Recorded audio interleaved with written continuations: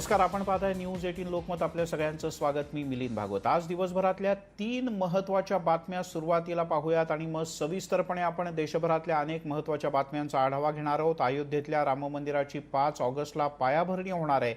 त्याआधीच राजकीय पेरणी सुरू झाली आहे, कारण कोरोना काळात राम मंदिराची उभारणी करण्यावरून शरद पवार यांनी वक्तव्य केलं होतं आणि त्याचे आता राज्यातून पडसाद उमटत आहेत. भाजपच्या शेकडो कार्यकर्त्यांनी शरद पवार यांना जय श्रीराम लिहिलेली पत्र पाठवायला सुरुवात केली. परभणीतून पवार यांना बरीच पत्र पाठवण्यात आले. तिकडे राम मंदिर ट्रस्टचे खजिनदार आचार्य किशोर व्यास यांनी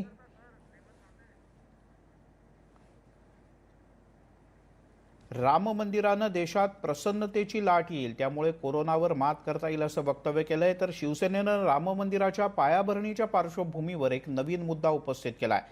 राम मंदिराची उभारणी करण्याआधी अडवाणींवरचा खटला मागे घ्या असं शिवसेनेचं म्हणणं आहे.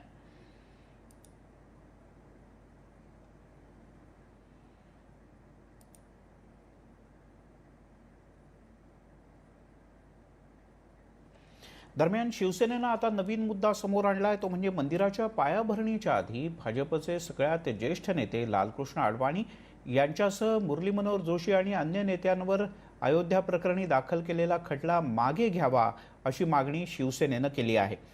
भूमिपूजन करणं आणि खटला सुरू ठेवणं हा विरोधाभास असल्याचं शिवसेनेचे खासदार संजय राऊत यांनी म्हटलंय.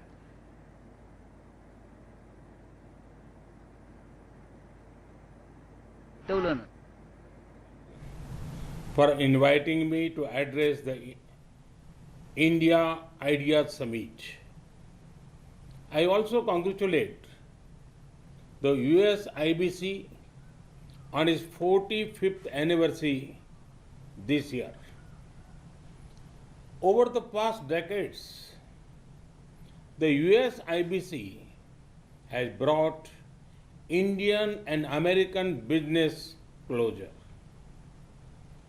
US IBC's choice of this year's Idea Summit, building a better future, is also very, very relevant. Friends, we all agree that the world is in need for a better future, and it is all of us who have to collectively give shape to the future. I firmly believe that our approach to the future must primarily be a more human-centric one. Our growth agenda must place the poor and vulnerable at the core. Ease of living is as important as ease of business. Friends, recent experience has taught us that the global economy has been too focused on efficiency and optimization. Efficiency is a good thing, but on the way, we forgot to focus on something equally important, that is resilience against external shocks. It has taken a global pandemic to remind us how important resilience is. Friends, global economic resilience can be achieved by stronger domestic economic capacities. This means improved domestic capacity for manufacturing, restoring the health of the financial system, and diversification of international trade. Friends, India is contributing towards a prosperous and resilient world through the clarion call of an Atmanirbhar Bharat. And For that, we await your partnership. Friends, today there is global optimism towards India. This is because India offers a perfect combination of openness, opportunities, and options. Let me elaborate.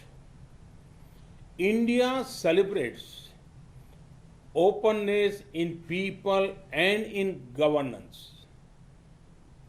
Open minds make open markets. Open markets lead to greater prosperity. These are principles on which both India and the USA agree. Friends, during the last 6 years, we have made many efforts to make our economy more open and reform oriented. Reforms have ensured increased competitiveness, enhanced transparency, expand digitization, greater innovation, and more policy stability. Friends, India is emerging as a land of opportunities. Let me give you one example of the tech sector. Recently, an interesting report came out in India. It said, for the first time ever, there are more rural internet users than even urban internet users. Imagine the scale. There are about 500 million active internet users in India now. 500 million connected people. Does this sound huge to you? Hold your breath, because there are over 500 million more people who are being connected. Opportunities in technology also include opportunities in frontier technologies of 5G, big data analytics, quantum computing, blockchain, and Internet of Things. Friends, the options to invest in India are extensive. India invites you to invest in the hard work of our farmers. India has done historic reforms in the agriculture sector recently. There are investment opportunities in agriculture inputs and machinery, agriculture supply chain management, ready-to-eat items, fisheries, and organic produce. India's food processing sector is expected to be worth over $500 billion by 2025. To grow more streams of revenue, the best time to tap investment opportunities in Indian agriculture sector is now.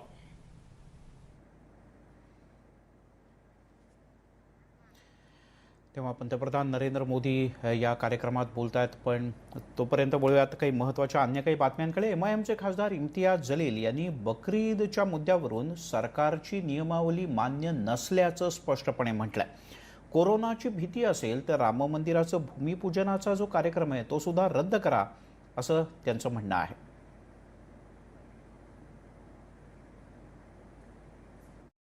आता आता महाराष्ट्र सरकारने एक नियमावली पाठवलेली आहे सगळं महाराष्ट्रामध्ये की आपण हे बकरी ईदचा सण कसा साजरा करायचं आणि त्यामध्ये ते त्यांनी सांगितलेले आहे आणि ते आम्हालाही मान्य आहे की करोनाचा काळ आहे.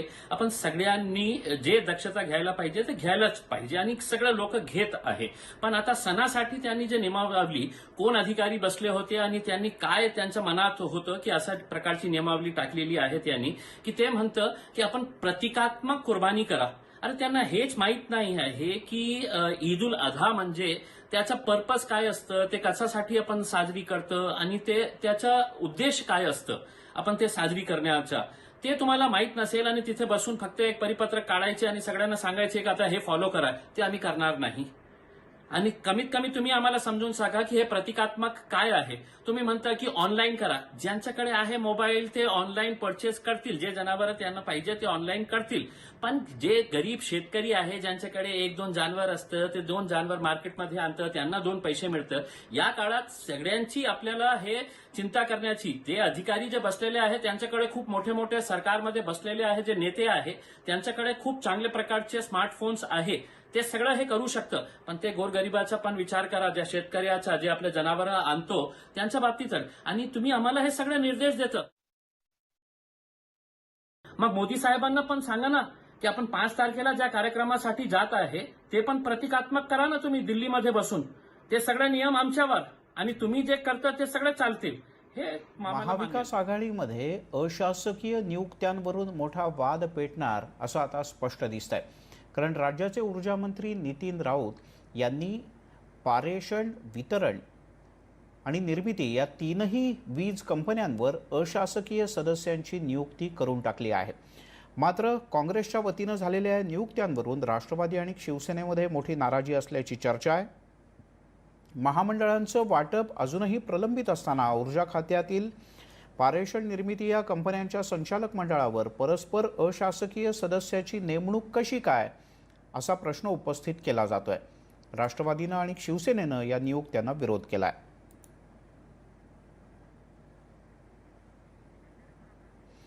दरम्यान सर्व नियुक्त्या या मुख्यमंत्र्यांचा अधिकार असून मुख्यमंत्री त्या नियुक्त्या लवकरच करतील. आघाडीत कोणतीही नाराजी नाही असं एकनाथ शिंदे यांनी म्हटलं आहे.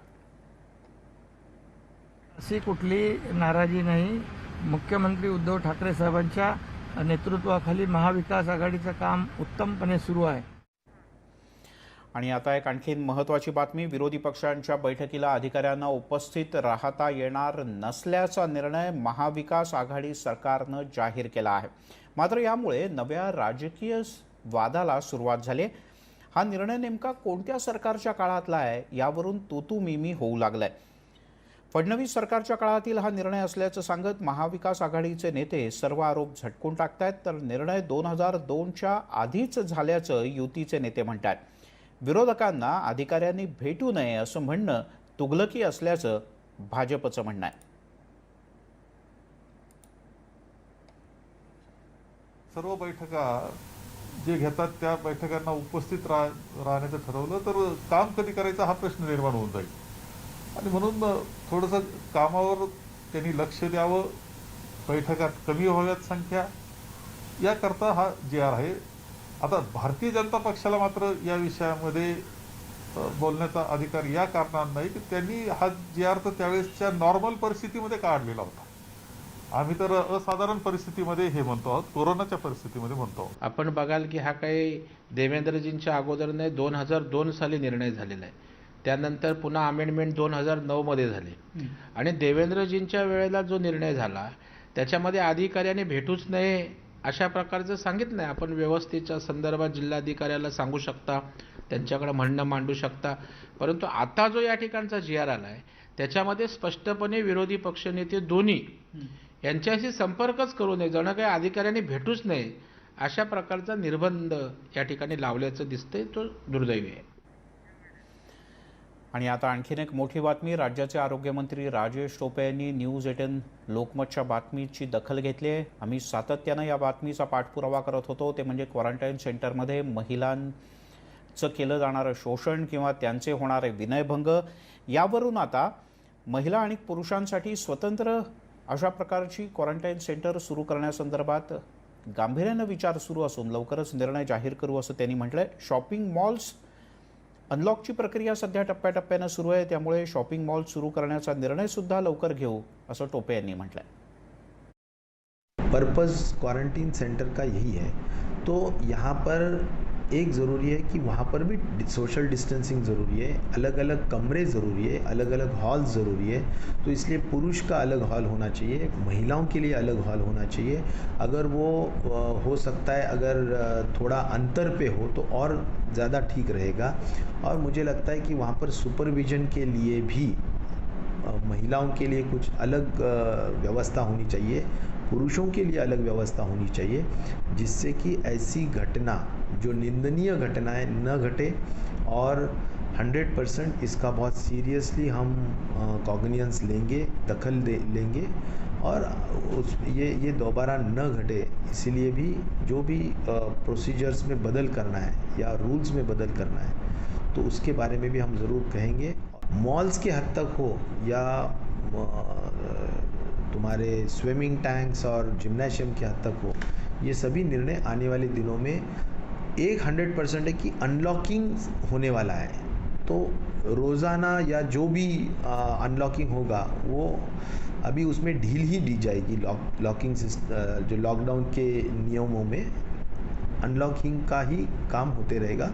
तो हमारी कोशिश ये रहेगी कि जल्द से जल्द ये शुरू हो. यासोबतच या बुलेटिनमध्ये घेऊयात एक छोटासा ब्रेक नंतर काही महत्त्वाच्या बातम्या.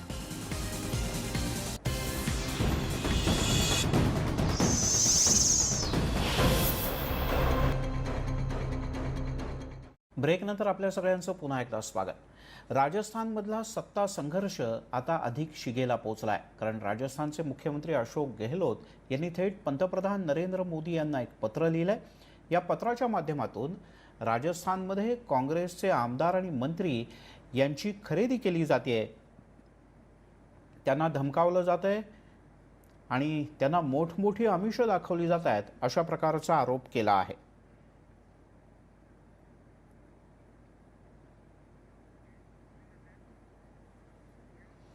यासोबतच या बुलेटिनमध्ये इथे थांबूयात. सर्व प्रकारच्या ताज्या अपडेट्ससाठी news18lokmat.com या आमच्या वेबसाईटला लॉग ऑन करा. फेसबुक आणि ट्विटरवर आम्हाला फॉलो करा. आणि हा राज्यातला कोरोनाचा प्रादुर्भाव वाढतोय, आपण अधिक काळजी घेतली पाहिजे, मास्क वापरला पाहिजे, हात वारंवार धुतले पाहिजेत आणि अत्यावश्यक असल्यानंतर घराबाहेर पडलात तर फिजिकल डिस्टन्सिंग सुद्धा पाळलंच पाहिजे.